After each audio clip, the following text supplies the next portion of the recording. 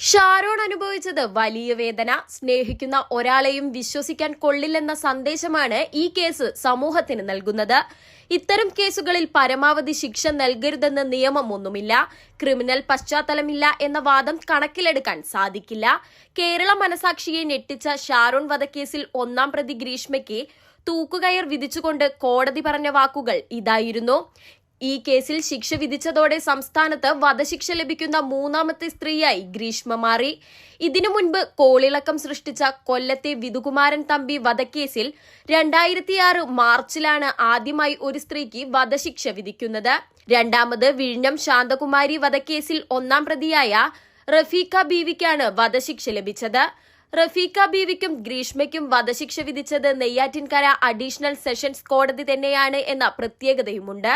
മാത്രമല്ല, രണ്ട് കേസിലും അഡീഷണൽ ജില്ലാ ജഡ്ജി AM ബഷീർ തന്നെയാണ് വിധി പറഞ്ഞത് എന്നതും മറ്റൊരു സമാനതയാണ്.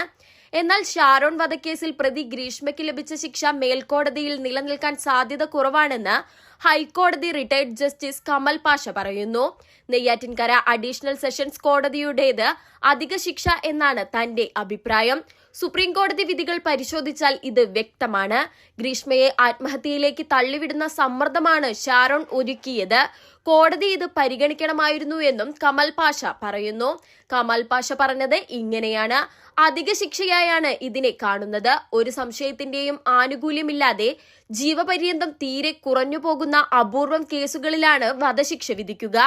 ഈ കേസിന്റെ വസ്തുതകൾ പരിശോധിച്ചാൽ വധശിക്ഷ അധിക ശിക്ഷയാണ്. 24 വയസ്സ് മാത്രമാണ് പ്രതിക്ക് പ്രായം. പക്വതയില്ലാത്ത മനസ്സാണ് പെൺകുട്ടിയുടേത്.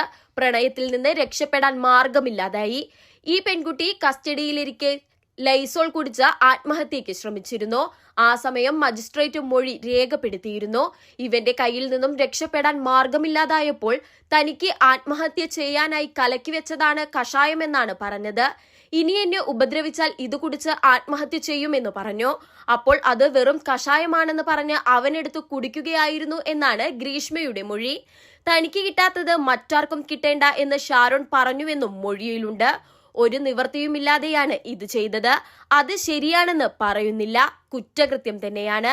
എന്നാൽ അപൂർവങ്ങളിൽ അപൂർവമായ കേസല്ല ഇതെന്നും റിട്ടയർഡ് ജസ്റ്റിസ് കമൽ പാഷ പറഞ്ഞു.